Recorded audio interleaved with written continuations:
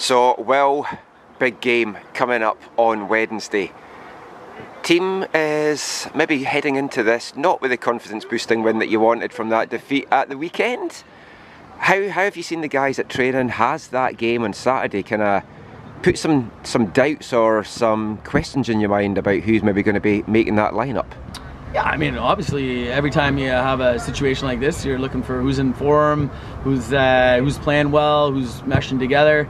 We had a good preseason, but ultimately we're coming into a different world. I think when you're practicing to be a professional and trying to get to that next level, it's obvious you're going to maybe take opponents lightly and look ahead. I think it happens at all layers, and that's probably what happened to us. But yeah, no, there's lots of guys putting themselves in the shop window and that want this game badly. So yeah, we've got a few different looks. So from a Pacific point of view, it was a more confidence boosting performance at the weekend. They seem to have maybe found their goal scoring form. What are you expecting from Pacific from this one? In many ways it feels like a much different animal to the Valor team that you faced in the first round. Yeah, I think we walked into the Valor game knowing though that they'd come off of a pretty big win to start their season. We came in looking at it going, oh man, there's a pro team coming in that's happy, confident, maybe an unexpected win on their first game on the road against York. Now we're going to play Pacific, who's like you said, coming in off a big win against Atletico. These are professionals, man. I mean, maybe they're better than Valor, but I think every time we look at a CPL team, we're looking at guys man to man that are individually probably, well, they're pros, and ours aren't yet. I suspect it doesn't matter who we play. They're going to put out a strong roster regardless of who's in their 18. Every one of them is getting paid to play this game and training every day and doing all the things that are needed to be a professional. So yeah, I mean, we're not scared, but we're certainly aware of the level we're going up against. That first game against Valor, obviously they had maybe not seen much of you. You're a little bit of a surprise package for some on the Valor side and on people watching at home. Now people's had game tape off you, they've seen how you can play. But this time around it's different. You don't have the advantage of the home crowd. You don't have the advantage of the grass pitch at Swangard. You've got travel over. And for some of these guys it's going to be a whole new experience to kind of make that kind of trip and travel as a team for a big cup game like this. Yeah, I mean, these guys have been playing in university. They've done big trips. In fact, I would say that when you play USL or you play PDL or you play some of this League One stuff, you're more commonly aware of playing 2 games in a weekend. So there's some stuff to lean on, but I'm not sure we've ever expected a home crowd either.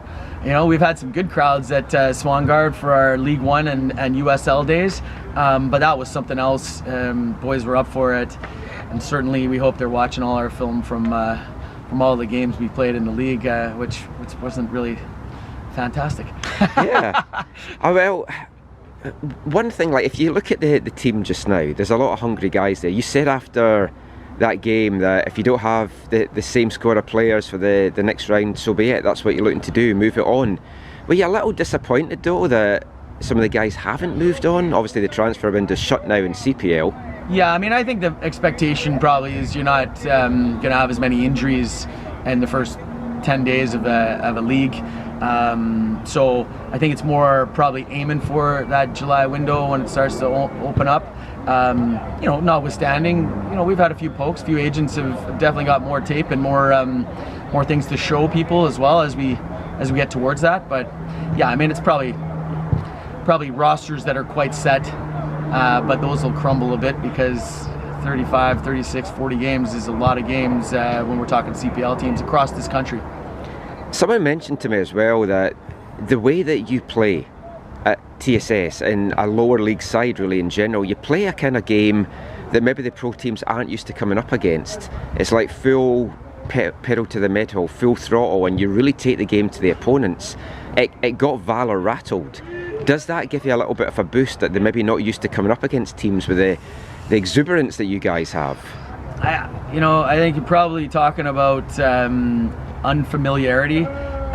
It's like every single one of these teams in the CPL is in some kind of Stanley Cup playoff. They play each other 4 and 5 times. They know each other so inside out that maybe we're an X factor in that sense. I don't think we're catching them off guard more than we're just different, right? So when they go down and they play CONCACAF league games and things like that, you know, they're adjusting and trying to find out for the first time what guys are like. So we might be a little bit like that, you know. But we're tidy technician guys. We can't be something that we're not. So we're not going to go in and play a little bit like Cavalry or anything like that, who have great players, but also some size on their back line. We don't have a ton of those pieces, but you know, we're going to do what we have to do.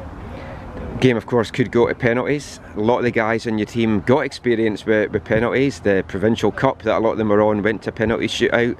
Justin Sandu, the goalkeeper, has been involved in 2 penalty shootouts. From watching those, from watching him just even in practice against penalties, this is a goalkeeper that seems to know how to read the opponents when they step up. He seems to just have this instinct, this, whether it's prep or knowledge or whatever, he seems to be able to guess the right way almost every single time.